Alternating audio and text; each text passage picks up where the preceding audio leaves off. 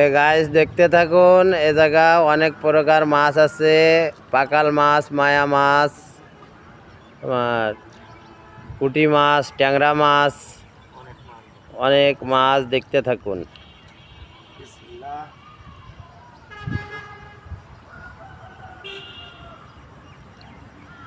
আরে মাছ কই কেউ ছাড়িয়ে নেছে নাকি? মনে হয় এটা কাজ নাকি? এ তো একটা একটা মাছও বাতেনি রাত্রি তাহলে কষ্ট করে পাইতে শীতের ভিতরে। আমার তো মনে আছে ভোরবেলা আরতে চলে যাওয়ার পরে মনে হয় মাছটা ছাড়াছে নাকি? দেখো তো মেন কথা।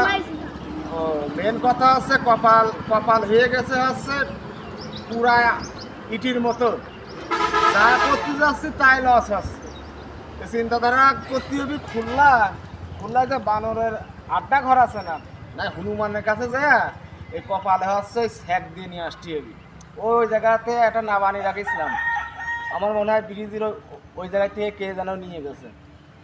তাহলে এই একটা কাজ নাকি? এই শীতের মতন তাহলে এই কষ্ট করে পাততেছি কি করতে নাবানি?